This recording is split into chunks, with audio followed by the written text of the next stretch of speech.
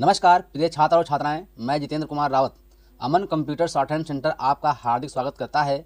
जो छात्र और छात्राएं सिंह प्रणाली शॉर्ट हैंड पूरी किताब पढ़ चुके हैं और उस किताब के मैटर की भी शॉर्ट हैंड डिक्टेशन स्पीड बना चुके हैं और उन्हें अधिक शॉर्ट हैंड डिक्टेशन स्पीड बनानी है तो संपर्क करें, क्योंकि हमने रामधारी गुप्ता की किताब में से 203 पेज डिक्टेशन के लिए हैं, जो प्रत्येक पेज में 400 शब्द हैं, जिनका डिक्टेशन 60, 80, 100 व 120 शब्द प्रति मिनट की स्पीड से 400 व 800 शब्दों पर दिया गया है।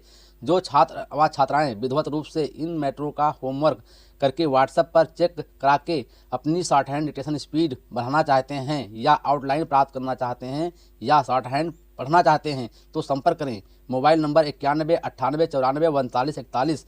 दूसरा है 700 790 52 75। अतः संपूर्ण पढ़ाई व्हाट्सएप पर वीडियो के माध्यम से कराया जाएगा। धन्यवाद। अध्यक्ष महोदय, मैं आपका आभारी हूँ कि आपने मुझे बोलने का अवसर दिया।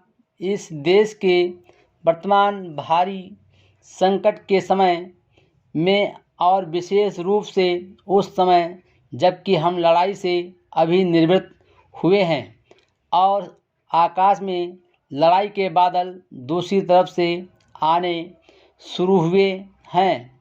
हमारे वित्त मंत्री ने जो बजट पेश किया है वे इसके लिए बधाई के पात्र हैं।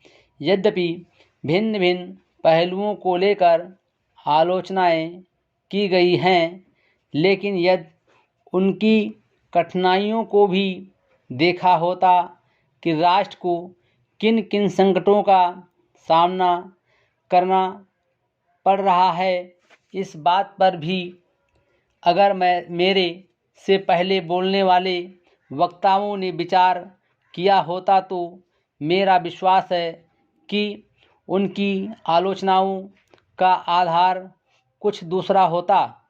उन्होंने ऐसे कठिन अवसर पर यह एक संतुलित बजट पेश किया है, उसके लिए मैं उन्हें बार बार बधाई देता हूं, लेकिन साथ ही साथ मैं अपना यह कर्तव्य समझता हूं कि कुछ ऐसे विचार भी उनके सामने प्रस्तुत करूं जिससे उनकी कठिनाइयां कुछ हल हो जाएं।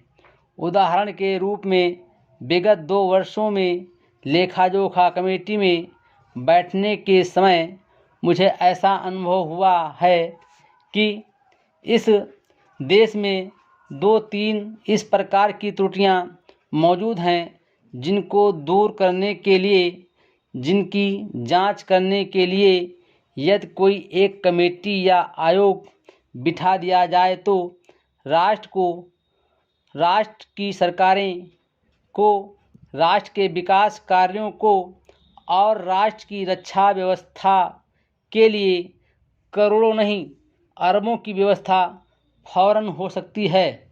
केवल शासन को जागरूक होकर कुछ कदम उठाने की आवश्यकता है। अभी कुछ छिपे हुए धन का जिक्र किया गया। सरकार ने भी समय समय पर ऐसा आभास दिया है कि इस देश में लगभग 30,000 करोड़ रुपये का छिपा धन मौजूद है। स्वयं में समझ नहीं पाता हूँ कि जब सरकार ऐसा अनुभव करती है तो इसकी व्यवस्था करने में उसको दिक्कत क्या आ रही है। ऐसा मालूम होता है कि कहीं इच्छा शक्ति की कमी है।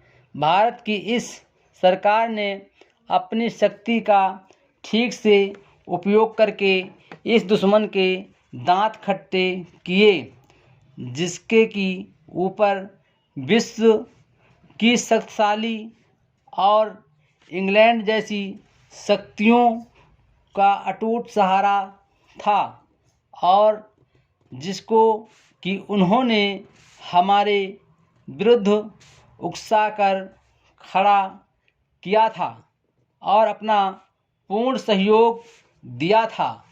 Full stop.